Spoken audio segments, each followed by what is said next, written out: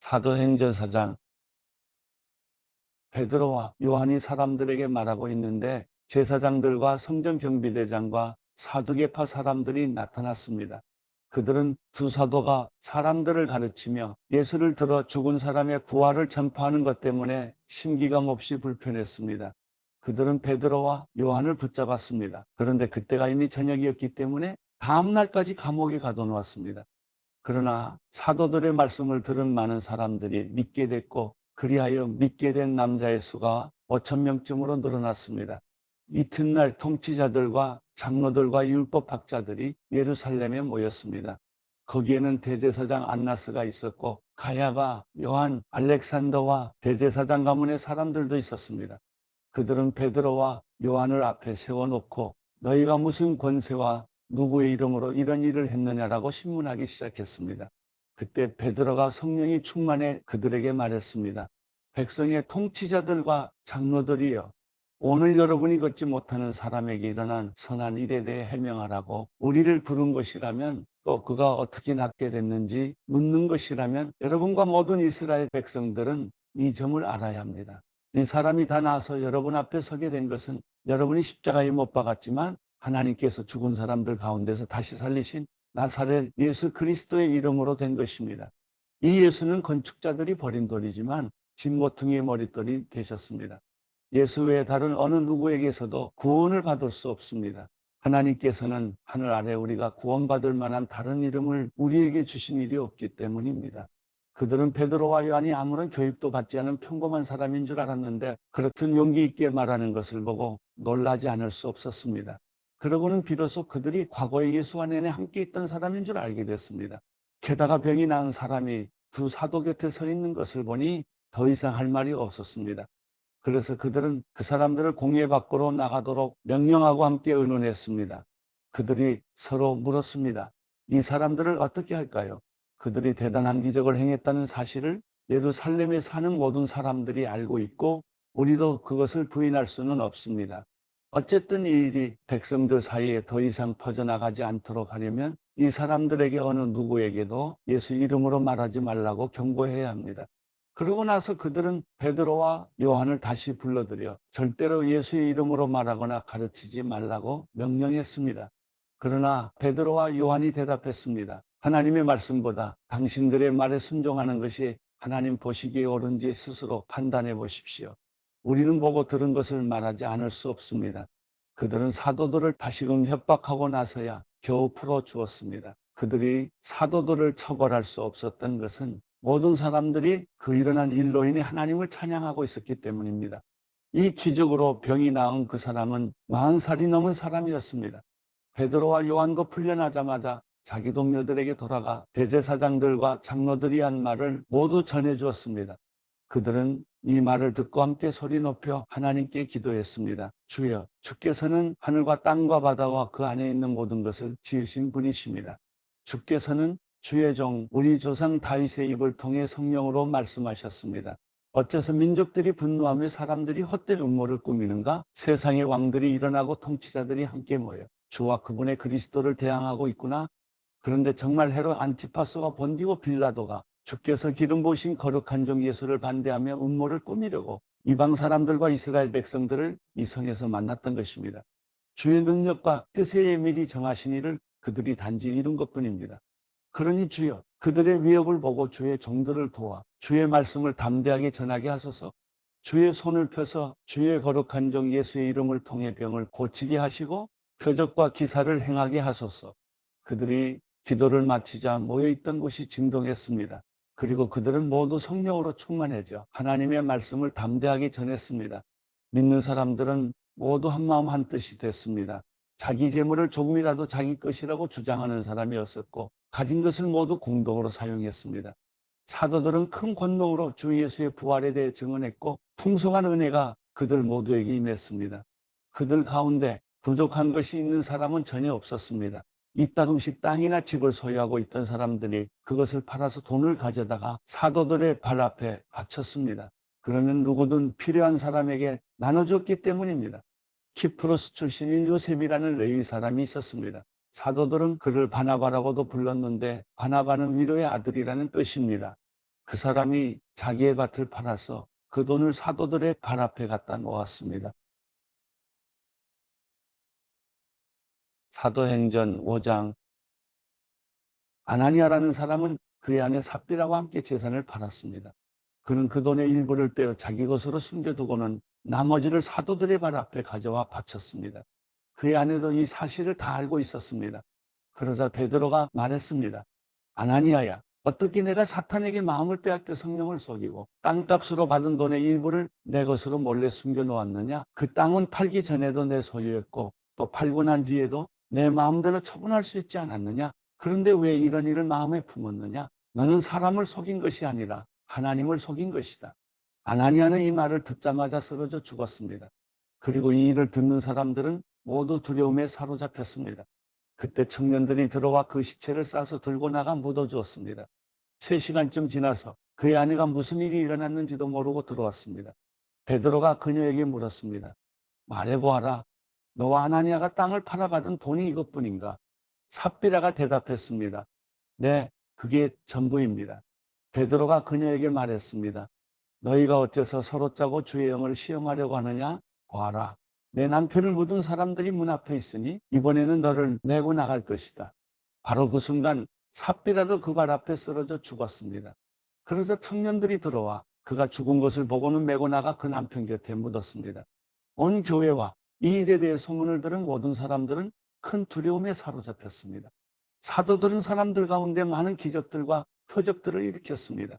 그리고 믿는 사람들은 모두 한 마음으로 솔로몬 행각에 모이곤 했습니다. 다른 사람들은 감히 그 모임에 끼어들지 못했습니다.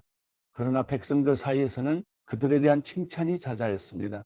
더욱이 남녀할 것 없이 점점 더 많은 사람들이 주를 믿게 돼 그 수가 늘어났습니다. 심지어 사람들은 베드로가 지나갈 때 혹시 그의 그림자라도 덮일까 해서 들것과 자리의 환자들을 눕힌 채 거리로 데리고 나왔습니다.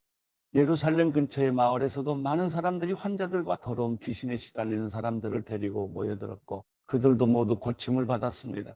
그러자 대제사장과 그와 한패인 사두개파의 당원들은 모두 시기하는 마음이 가득해서 들고 일어나 사도들을 잡아다가 감옥에 가두었습니다.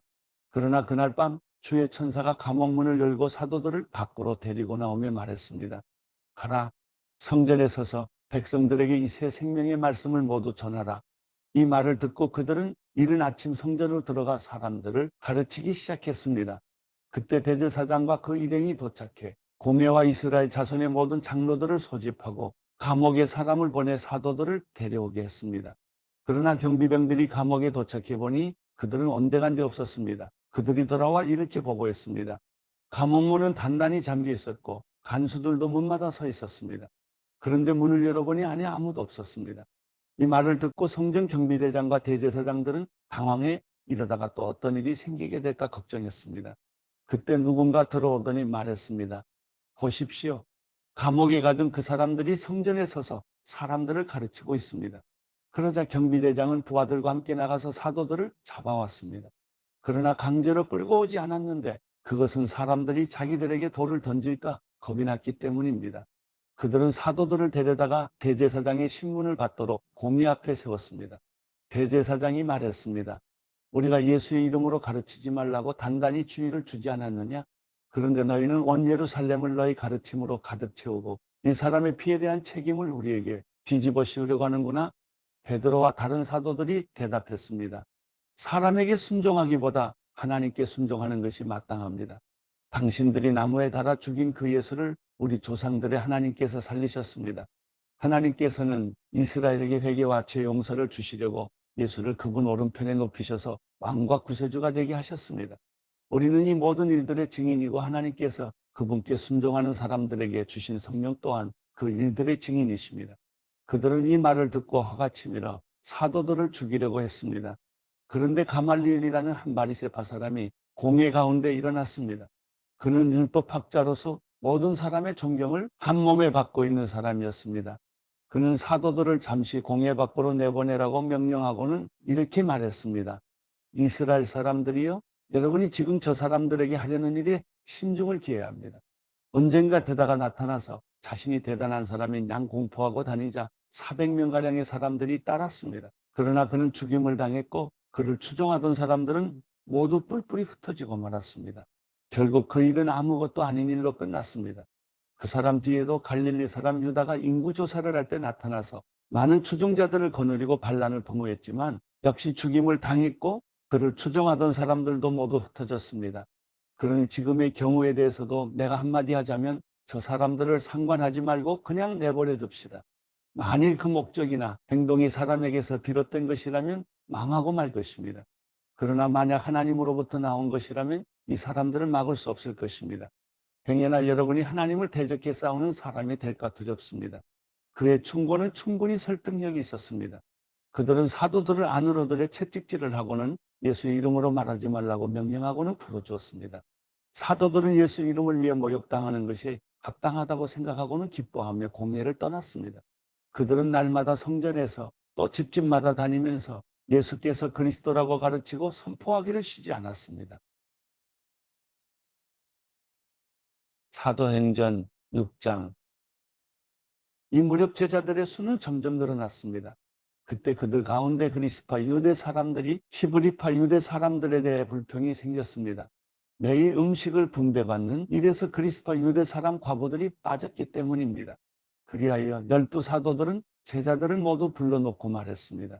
우리가 음식을 분배하는 일로 인해 하나님의 말씀 가르치는 사역을 소홀히 여기는 것은 옳지 않습니다.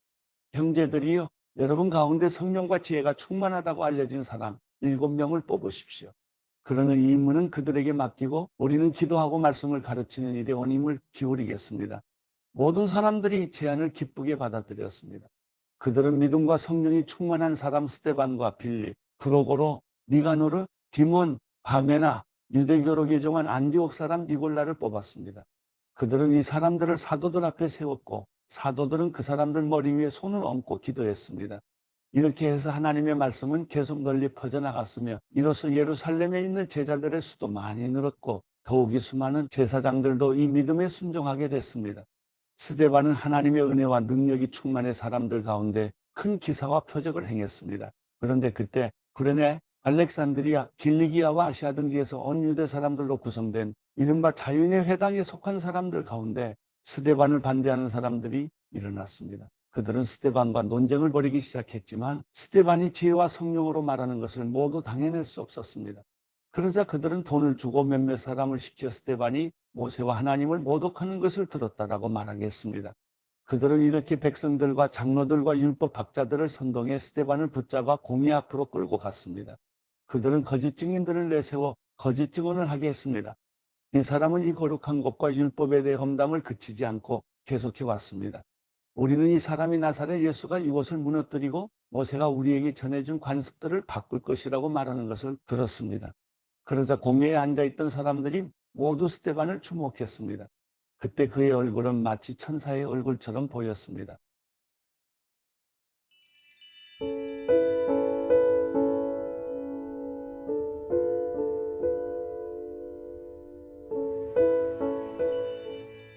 시편 6편. 여호와여, 주의 노여움으로 나를 꾸짖지 마시고 주의 분노로 나를 벌하지 마소서. 여호와여, 내가 쇠약하오니 나를 가엾게 여기소서. 여호와여, 내 뼈들이 고통당하고 있으니 나를 고쳐주소서. 내 영혼이 몹시 떨고 있습니다. 여호와여, 언제까지입니까? 여호와여, 돌아오셔서 나를 구하소서. 주의 신실하신 사랑으로 나를 구원하소서. 죽으면 아무도 주를 기억할 수 없으니 누가 무덤에서 주를 찬양할 수 있겠습니까? 나는 신음하다 지쳐버렸습니다. 내가 밤새도록 울은 눈물로 침대를 적셨으며 내 이불도 푹 젖었습니다. 내 눈은 슬픔으로 희미해지고 내 모든 적들 때문에 약해졌습니다. 너희 악을 행하는 모든 사람들아, 내게서 떠나라. 여호와께서 내 울부짖음을 들으셨도다. 여호와께서 내 간청을 들으시고 여호와께서 내 기도를 들어주시리니 내 모든 적들이 두려워하며 부끄러움을 당한 후 곧 물러가리라.